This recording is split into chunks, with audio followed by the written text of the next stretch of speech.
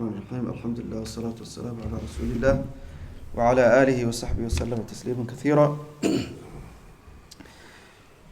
Inshallah, we will continue our discussion on the topic of Salatul Janazah, how to wash the deceased, the dead body. عن عبد الله بن عباس رضي الله عنهما قال, Abdullah he said, بينما رجل واقف بعرفة إذ وقع عن راحلته فوقصته. He said, when a man was standing in Arafah during Hajj, on the day of Arafah, he fell down from his camel and it broke his neck. So he fell down from the camel and he died. فقال رسول الله صلى الله عليه وسلم اغسلوه بماء وسدر وكفنوه في ثوبه. He said, wash him with water and sidr and shroud him in his own clothes, in his ihram, the white clothes. ولا تحنطوه. And he said, do not use perfume on him. ولا تخمروا رأسه. And he said, do not cover his head. فإنه يبعث يوم القيامة ملبيا. On the day of judgment, he will be resurrected while he is saying the talbiyah, لبيك اللهم لبيك. وفي رواية لا تخمروا وجهه ولا رأسه. In another narration, he said, do not cover his face and his head. So the lesson we learn from this, وجوب تغسيل الميت وأنه فرض كفاية. It is wajib to wash the dead person, and it is fard kifaya. It's a communal obligation, collective obligation. And secondly, جواز الاغتسال للمحرم كما ثبت في ذلك. So he said it is sunnah also to wash the person who died in ihram, in hajj. It's sunnah to wash them. Number 3, الاعتناء بنظافة الميت وتنقيته.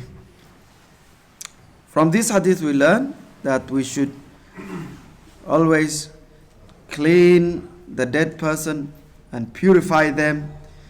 لأن النبي صلى الله عليه وسلم أمرهم أن يجعلوا مع الماء سدرا.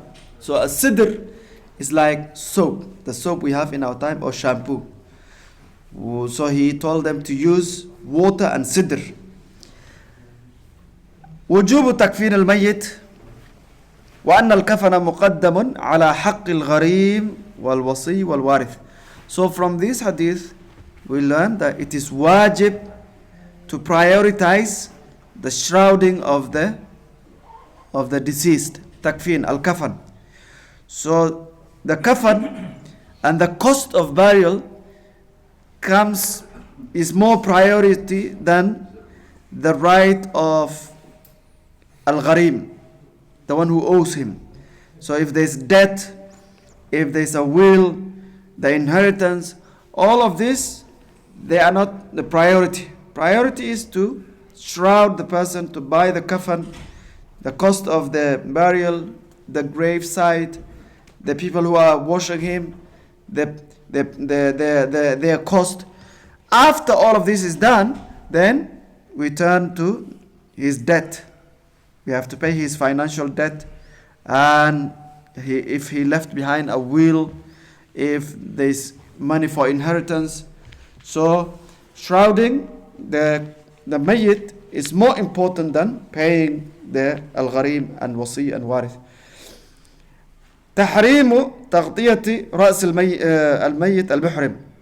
So from this hadith we learn that the person who is doing hajj, his head and his face should not be covered, just like during hajj time. So when we do hajj and umrah, you cannot wear a kufi, you cannot cover your hair, your head, your face, you cannot wear trousers, shirt. So you have to wear the two ihram, the white garments. So when someone dies in hajj, they remain the same. The rule applies to them. And تحريم الطيب على المحرم حيا أو ميتا. So from this hadith we learn that it is haram for the person who die in Hajj, that they cannot touch. When you do Hajj, you cannot touch at-tib, perfumes, fragrance.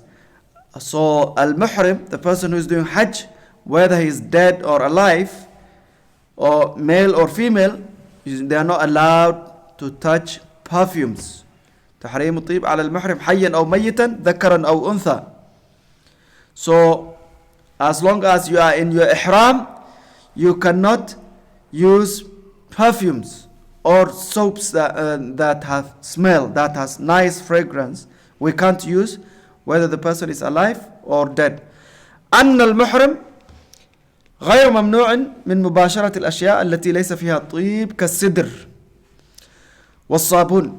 So the muhrim, the person who's doing umrah or hajj, they can use soap, they can use, but it must not have smell. It must not have nice smell. So you can use soap when you're doing hajj. You can you can take bath, you can clean yourself, but you must avoid anything that has nice smell.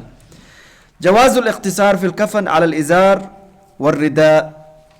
So from this hadith we also learn that you can wrap the body with one cloth or two clothes. Al-izar wal-rida. So the muhrim, he has two clothes. One is for the lower part of the body, and the other one is for the upper part of the body. So these two, you can use these two for the kafan, the shroud. وبهذا يعلم أنه يكفي للميت لفافة واحدة. So from this we understand that you can use the kafan can be one wrapping. You wrap once only, the minimum. You wrap the body once. But if you can do 3, 5, 7, so you wrap the body with one cloth, that's the minimum. That is enough. But if you have money and you can buy more, then it's better to have a big sheet, the big one, and you wrap the body. From this hadith we learn فضل من مات محرما وأن عمله لا ينقطع إلى يوم القيامة. The virtue and the value of the person who dies in ihram, in hajj, and his good deeds will not come to an end until the day of judgment. حيث يبعث عليه, he will be raised saying the talbiyah labbaik Allahumma labbaik. So when you die as a muhrim, you're doing hajj, you're doing umrah, your good deeds will continue. It will not end. It's like shaheed.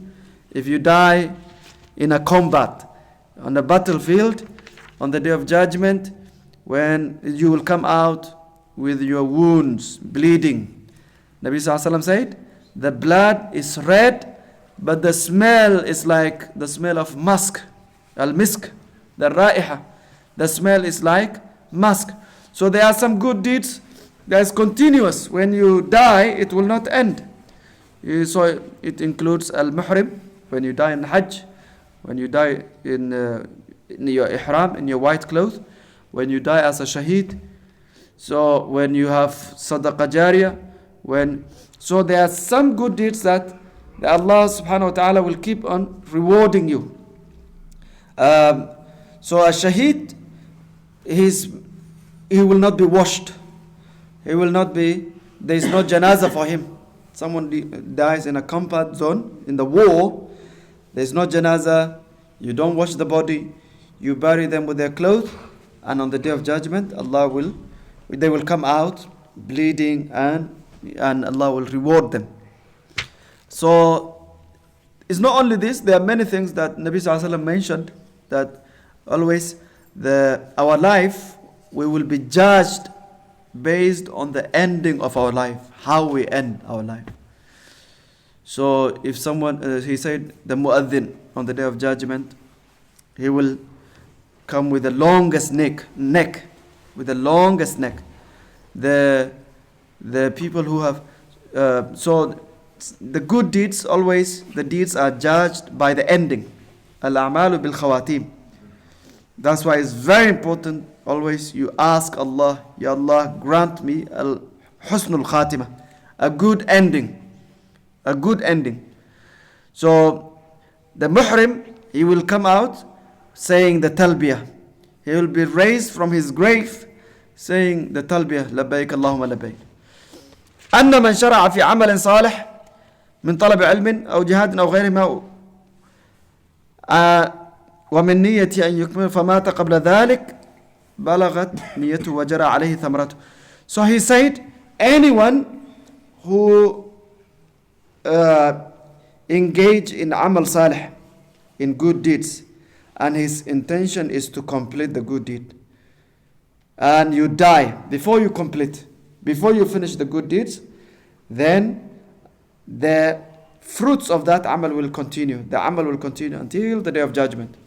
Such as seeking knowledge.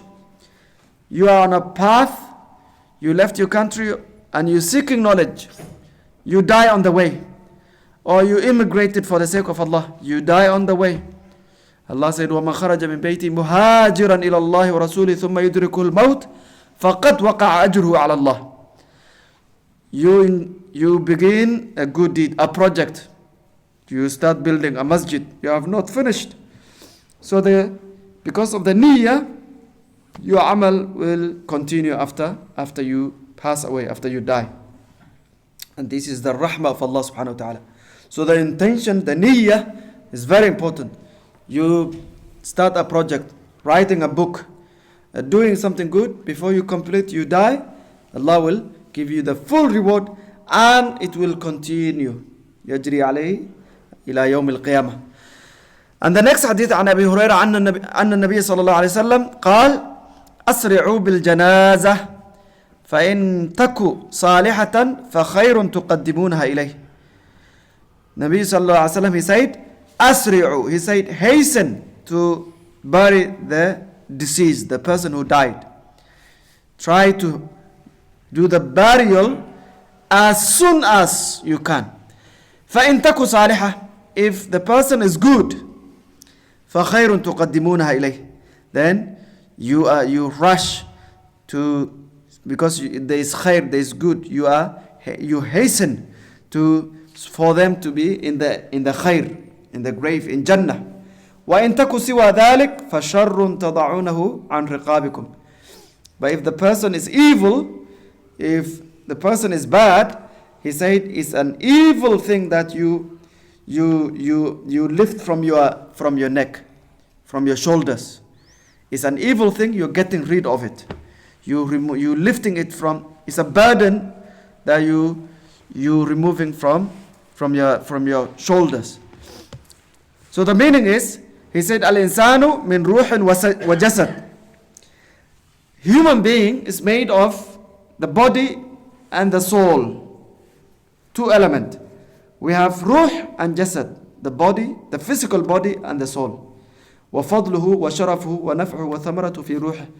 But the virtue, the dignity, the honor, the blessings, the benefit of a human being, it is in the ruh, in the soul. So once the soul leaves the body, فَإِذَا فَارَقَتْ رُوحُ جَسَدَهُ بَقِيَ بِلَا نَفْعٍ. There is no benefit anymore. وَلَا فَائِدَةٍ. There is no benefit in the body. وَلَا فَائِدَةٍ فِي بَقَائِهِ بَيْنَ أَهْلِهِ. Jifa. So that the dead body, once the soul leaves the body, there is no dignity, there is no honor, there is no benefit, there is nothing you gain from the body. Keeping the body, there is no point, there is no benefit. بل كلما مكث تشوه منظره وتعفن.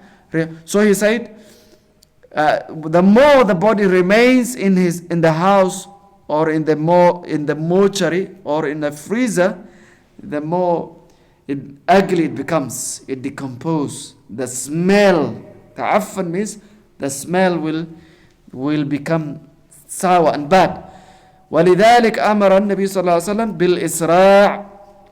The Prophet صلى الله عليه وسلم, he commanded to hasten in tajheez, preparing the body, من التغسيل والصلاة والحمل والدفن. Washing the body, praying on the body, carrying the body, burial of the body should be done faster and quicker. وذكر الحكمة, the wisdom is, he said أنها إن كانت صالحة, if the person is good, then you hasten to put them in good, in Jannah. And the person is saying قدموني قدموني قدموني, hasten, faster, take me faster. The person, when we die, when we're carrying the body and going to the grave, the person is saying قدموني قدموني, hasten, be faster, be quicker, put me in the grave, if they are good. وإن كان سوى ذلك, and if it's an evil person, he said, it's a burden that you're getting rid of. So he said, hasten to. So the lesson we learn from this, استحباب الإسراع بتجهيز الميت ولكن بغير سرعة يحصل منها ضرر على الجنازة.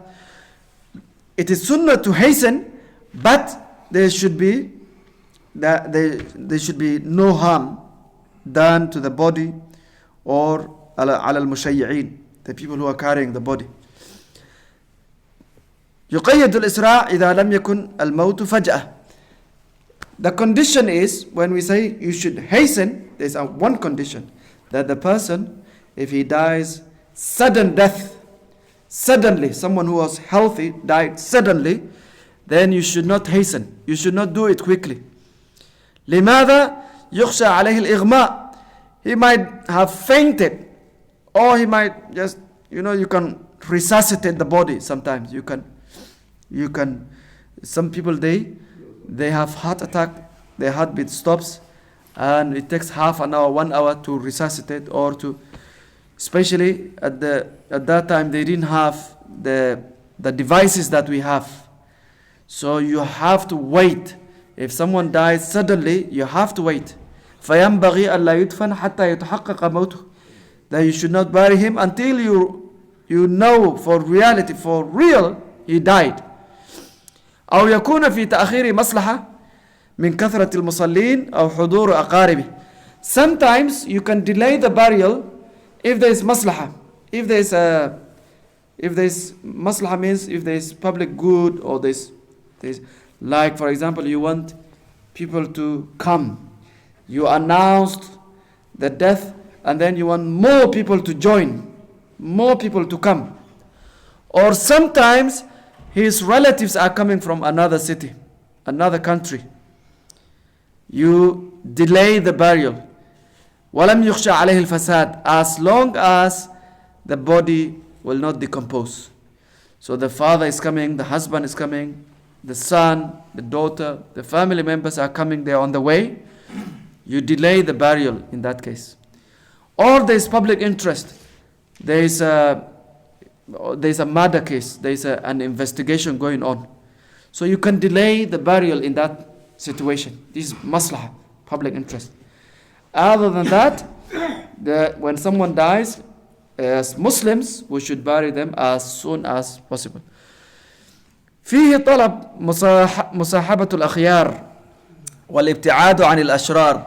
From this hadith we learn that as Muslims we should always associate ourselves with good people, good companions, good friends, and avoid evil people, bad company, bad friends, because you are on the religion of your friend. So when you die, if you are a good person, the good people, they will come out, they will carry your body, they will praise you, and Allah will affirm their perception. Nabi Sallallahu Alaihi Wasallam, he said, Antum shahada'ullahi ala al-ard. You are the witnesses of Allah on this earth. Your neighbors, your friends, the people in the masjid, if they have good perception about you, good image about you, Allah will affirm. Nabi Sallallahu Alaihi Wasallam said, wajabat. When people praised the janazah, someone died and everyone said, MashaAllah, MashaAllah, he was good neighbor, he was this. Wajabat. He said, it's affirmative. Affirmative. And when they asked, what is affirmative? He said, what you said is affirmative. Allah will affirm. It's wajabat. Wajabat lahul jannah. So He said, فَإِن تَكُ صَالِحَةً, if he is a righteous person, then فَخَيْرٌ تُقَدِّمُونَ. So always in your life, try to have good friends. Try to associate with pious people, with righteous people. Be in the masjid. Be part of the community. When you die, people, they have memory about you. The memory they have about you is going to help you. Is going to secure your place. So you need to have good memory. You need to leave behind good footprint. So people who help the community, who are active in the society, they leave behind a legacy. They leave behind a memory. They leave behind a remnants. And that's very helpful when we die. So sometimes you can just clean a masjid, make adhan, help the community, bring some food, put fragrance in the masjid, al-Bukhari. When you do these things, people, they will remember you when you die. That's the memory they will have about you.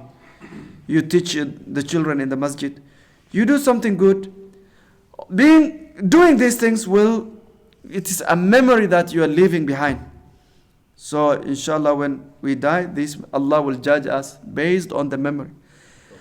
And then the ulama, they said, "Man kana mudhiran lil Islam, فإنه تجري عليه الأحكام الإسلام." So if you are displaying the rituals of Islam, the good deeds, you are a Muslim practicing Islam openly, that's how you will be judged by the Muslims, by people around you. But we don't know your secret. We don't know your private life. And we don't need to. We don't need to know your private life. So when we take the person to the graveyard, to the cemetery, all of us will have perception about them. We will have memory about them. So that memory, it counts. And when you're washing the body, when you're burying the body, when you're carrying the person to the grave, the people who know you, your friends, your siblings, your neighbors, the people in the masjid, their memory, the perception they have, Allah will judge you. Sometimes the person might be doing something wrong, in secret, in their private life, but normally if you're good to your wife, to your siblings, to your friends, to your community, inshallah, your place will be in Jannah. So that's why on the Day of Judgment, when the believers, they will do shafa'ah for each other. They will help each other. They will say, Ya Allah, I have friends, I have so and so, where is he? They will ask. They will say, where is my friend? He used to be with me. And Allah said, أخرجوا من عرفتم من النار. Go and remove anyone you remember, anyone you know from the hellfire. Go and look for them. فيخرجون خلقا كثيرا. And they remove a lot of people. And also in the Janazah. The Janazah, if 40 people pray on your Janazah and they have never committed shirk, they are practicing Muslims, righteous people. If they pray on your Janazah, then inshallah Allah will accept their shafa'ah. So how we live our life is very important. How we end our life is very important. The company that we have is very important. فَإِنَّ الْمُؤْمِنُونَ يُنَاشِدُونَ اللَّهَ يَوْمَ الْقِيَامَةِ munashada. They will not enter Jannah. They will be at the gate of Jannah. And yunashidun means they are begging Allah. They are besieging Allah. Ya Allah, Ya Allah. So, and Allah mentioned this. When the sinners, the criminals, when they see the believers helping each other on the Day of Judgment, they will say, فَلَوْ أَنَّ لَنَا كَرَّةً فَنَكُونَ مِنَ الْمُؤْمِنِينَ.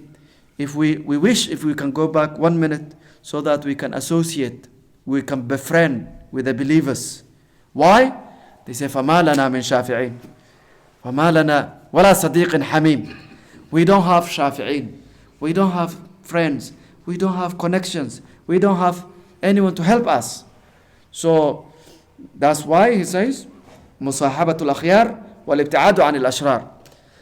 Having good friends and avoiding bad friends is very important. Jazakumullah khair wa barakallahu feekum. If you have any questions, inshallah. So during Umrah and Hajj, why Yeah. you cannot cover the face? Must be some reason. So when you're doing Hajj and Umrah, there are 9 things that are prohibited. 9 things. So one of them is covering the hair, the face, wearing stitched clothes, or perfume, sexual relationship, clipping your nails, your hair. So many things are prohibited. Mahdhurat. No, when the dead. Yeah. The dead body, so he's considered as muhrim. He's doing Hajj. So his amal will not come to an end. So on the day of judgment, he will be raised like that. So his head, his face will not be covered. He is considered as muhrim, someone who is doing Hajj. Just like the shaheed. The shaheed will not be washed. His wound, his blood, he will be buried like that, without washing.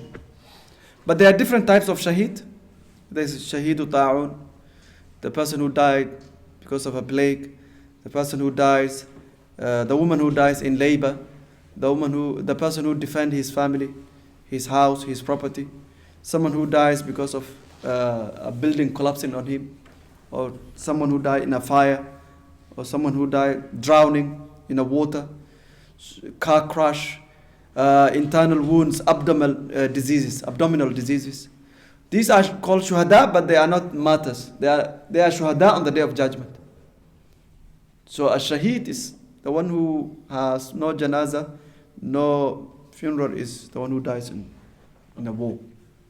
So the other shuhada, they have the rank of shaheed, but they are not. They will be washed and normal janazah. Yeah. So there are different types of shuhada. So many brothers, they die because of cancer, especially bowel cancer, prostate cancer, liver cancer. These can be shaheed also. But they have we have to wash them and bury them. Yeah. To wash the dead body. Yeah. Are there any qualities or any condition before you perform to wash the body? Say again? Are there any qualities or like purification before you wash the dead body? So at the beginning of Islam, Nabi Sallallahu Alaihi Wasallam said, whoever wash a dead body should take full bath. And when you carry the janazah, you should take wudu. But later on, it was cancelled. So it's sunnah, now it's sunnah to take bath, to clean yourself, and to have wudu after you wash. But at the beginning of Islam, it was wajib. So you don't need any qualification. But to wash the dead body, to have the experience is very important. Because it reminds you, it softens your hearts. So when you hear someone died, you should go and wash them. Because in our time, we don't have many people dying in our lifetime. Most of us, maybe we have never washed anyone. So it's good to go and wash and see. Yeah.